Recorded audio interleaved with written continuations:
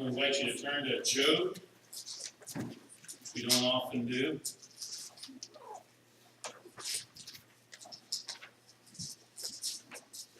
I'm going to read a pretty good chunk from Job, chapter 1, starting verse 6, and read through chapter 2, verse 10.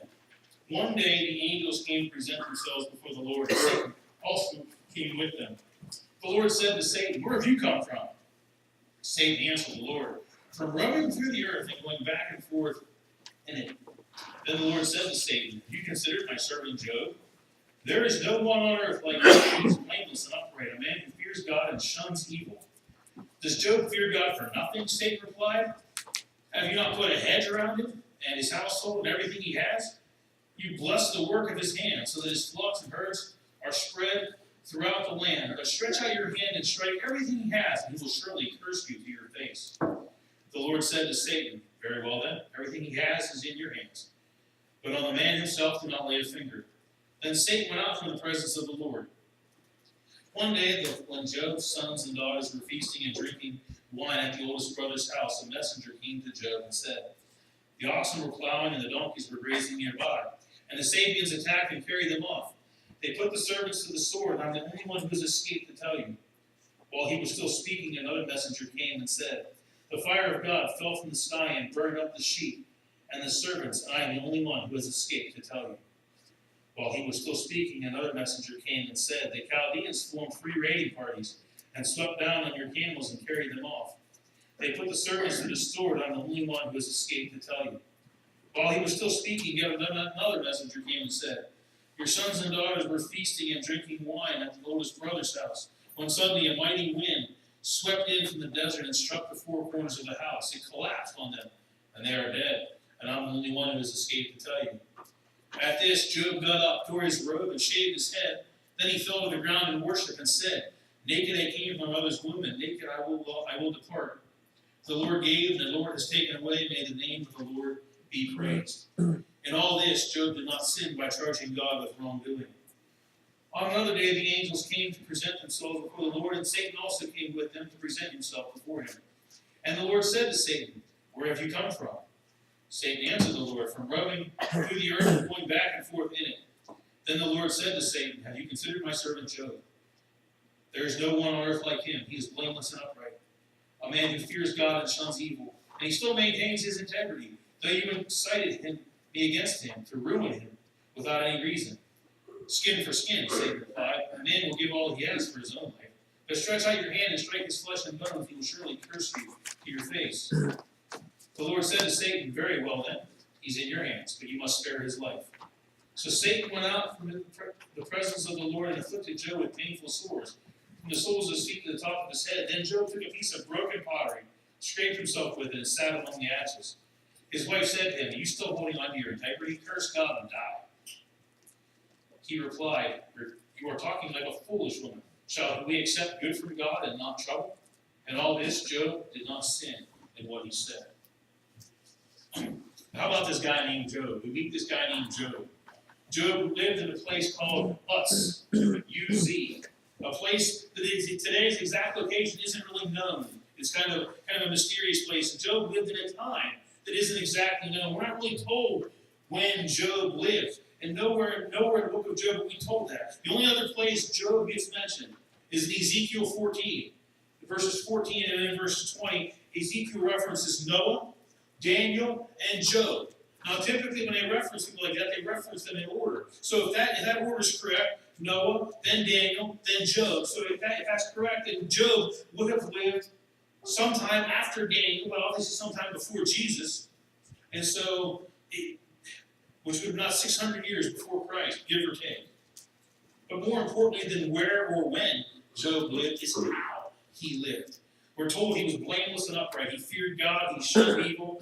That can't be overlooked because there's a lot of people who know God, who fear God, but too often either cannot spot evil or refuse to call something evil that is in fact evil. Or we've gotten so used to the evil that's around us that we aren't bothered by it anymore. Do you ever catch yourself doing that? Where you just get so used to it because you've been so inundated with it, this doesn't faze you anymore.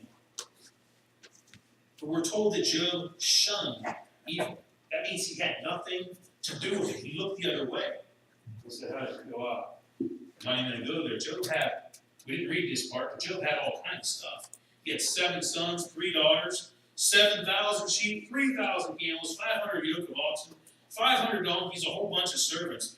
He was the greatest man among the people of the East in that day. His family lived a pretty nice life, and they offered all kinds of sacrifices for their sins in one day. When the angels came to present themselves before the Lord, Satan shows up. I mean, Satan's a jerk, if you haven't noticed that. I mean, you could probably use a stronger word, but we'll just call him a jerk. And he comes, and God says to him, he says, where have you come from? I've been out roaming the earth, just kind of doing whatever it is that Satan does, doing his thing. And God says, have you considered my servant Job? He's doing things right. I realize Satan's having a field day out there in the world. Look at Job. How about Job? So Satan says, hey, you're protected. You're not letting anything bad happen to him. He's not gonna get upset with you as long as you're taking care of him.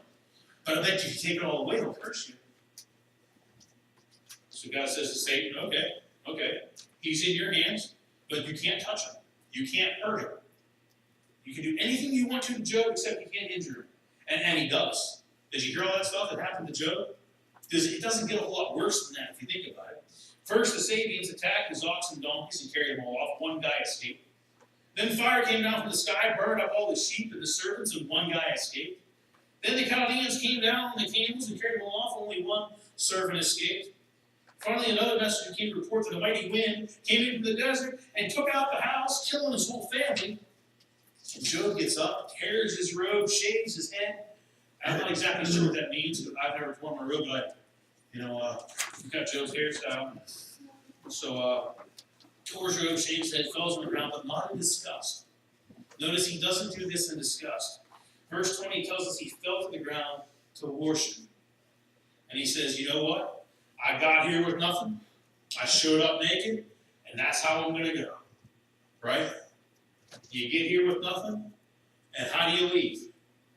What's the old expression? The hearse doesn't tell you all. There's nothing you're going to take with you. And then he says one of the best lines you'll ever see, the Lord gave, the Lord has taken away. May the name of the Lord be praised. Job knows what's up. After all this just happened, one by one, messengers come to Job telling, hey, listen, you've lost everything. How many times can you lose everything? Job lost everything in stages. Yet all he wants to do is praise the Lord. Verse 22 tells us in all this, Job did not sin by trusting God with wrongdoing. Then just when you thought it couldn't get any worse, Satan shows up again. The angels come together, they present themselves before God, and he shows up.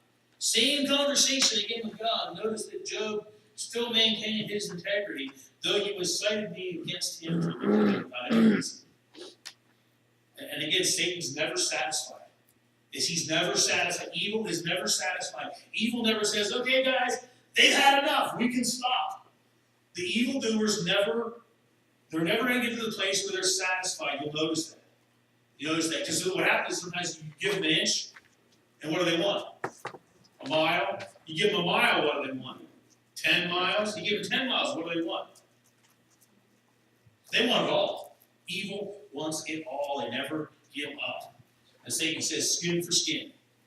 I need to be able to hurt this guy. A man will give it all up for his own life. So stretch out your hand and strike his flesh and bones. He will surely curse you to your face. Satan thinks he can get Job to curse God. So God gives Satan permission to hurt Job. The only limitation is he can't kill him. He just can't kill him. So Satan goes and he gives Job these painful sores all over his body. And I can't even imagine, I can't even imagine what that must have felt like. When he takes a piece of broken pottery, he scrapes the dead skin off, and he's sitting amongst the ashes, which is himself. And you'd think by now Job would have had enough. And he's lost everything. He's sitting there by himself, the skin problem. Most people would have given up long ago. Even Job's wife's kind of fed up with it. All she can say is, you still hold on to your integrity? Just curse God and die already. Get it over with. But Job's response says a lot about who he is, and a lot to us about how we live in situations that we're in. I mean, Job's already said that the Lord gives and the Lord takes away. And if everything we have is truly a gift from God, then why should we bellyache if God takes some of it away? It's all His anyhow. It's His, not mine. We say that. And that's really easy to say when everything's all peachy dandy. But then when you find yourself in Job's position, it's not quite as easy to say. He says to his wife, "You're talking like a foolish one." Now, how many of you guys, honest, if you're honest, will say that to your wife just once? We'll talk later. Guy power. You're talking like a foolish person. Should we take good from God and not trouble? Most of us have no problem taking all the good stuff that God has to offer. And I'm not really a glutton for punishment, but I can tell you that if things ever get rough, I pray that we be able to respond like Job does. Well, we're okay taking God's blessings, but all of a sudden when things get lousy, we're not okay with that. You've got to find a way to be okay with that. Some of you may experience a little bit of what Job experienced. I don't know if any of us has ever been in Job's shoes exactly, but I'm sure you've experienced some of what Job has experienced. I knew a lady one time her husband died and her house burned down the same week. I didn't know her when that happened, but I knew her after that happened. I was like, wow, your husband died, that's a pretty bad thing. Then your house burning down, that's pretty bad too. But to have that happen the same week, I call her Mrs. Job. That's a tough situation to be in. But all she did was continue to praise her Father in heaven. I don't doubt that when the chips are down, there's always going to be somebody talking foolishly, saying things like, just curse God and die. There's always going to be people who say that. How tempting would it have been for Job to just give up? It's all gone. His wife's thrown in the towel. She's telling him to throw in the towel. At the end of verse 10, we're told, in all this, Job did not sin in what he said. Now, to me, that's remarkable. That's just remarkable. When I think of all the things that I've heard people complain about, I've never heard anybody with a story tell like Job. We've all complained. We've all done our share of complaining. But Job never complained. He never complained. And he had a lot to complain about. This year we saw a lot of great things. But every time we turned on the TV, we were seeing about another hurricane or another fire, or another house fire. We had 2 house fires just in our area just recently. People losing everything. Shootings, discontent on so many levels, escalating to the point where people are losing their lives just because somebody is upset about something. And they decide that I'm upset about something, so you know what I'm going to do? I'm going to go hurt other people. Satan is winning sometimes. He's inflicting great trouble on people. I'm not sure what next year is going to bring. But there is, and there will continue to be a lot of suffering in the world. And we never know when it's going to hit close to home. We don't want it to ever hit close to home. But every time it hits somewhere, it hits close to somebody's home. And when it does, we'll read again about Job. But before it does, before it happens close to home, we need to learn from Job. So when it does happen close to home, we can be in a better place to start with. I got to be honest with you, I don't know why God allowed Satan to attack Job the way he did. There was no real reason. Satan says, "Can I hurt Job?" God says, "Okay." That's God's permissive will. God let it happen. Sometimes He lets us be tested. It tests our faith. Maybe if you want to go, when you get to heaven, you want to meet somebody, go talk to Job and say, "Hey, Job, man, what the?" Or go say, "God, why did you let that happen to Job?" But I know that Satan will use any tactic he can to take your attention away from God. That's all he wants to do, is distract you. Take your eyes off of God. I believe God wants to have the same confidence in you that He did Job. He wants to be able to say to Satan, "Go ahead, do whatever you want to do to him." Any one of us, and I can guarantee you that they'll still praise the name of the Lord. Even when it's your own family who uses foolish talk to drag you down. Ever have that happen? Ever have somebody close to you say, "Well, why don't you just give up?" Or why do you do this? It's like, well, crucially, hold on just like Job. God said to Satan, "What about Job?" What if God says, "What about my servant you?" What about Plum? What about any one of us individually? I don't want to call anybody out by name. I don't think I'm picking on you. What about, put your name in Job's name spot there? What about you? Are we blameless? Are we upright? Are we fearing God and shunning evil? Can God confidently say about us, like he said about Job, have you considered my servant? My servants there at Plum. Let's pray. Father God, we certainly don't want to go through what Job went through. We don't even want to go through a fraction of what Job went through. I'm sure Job didn't want to go through what Job went through. But Lord, for whatever reason, it played out that way. And he kept his eyes fixed on you. We pray, Lord, that no matter what we're going through, may not be the magnitude Job went through, maybe on a smaller scale, whatever it is that we're going through, let us always keep our eyes fixed on you. Lord, it was rough. It had been rough for Job. It could be rough for us. Maybe it has been rough for us. Lord, you give, you take away.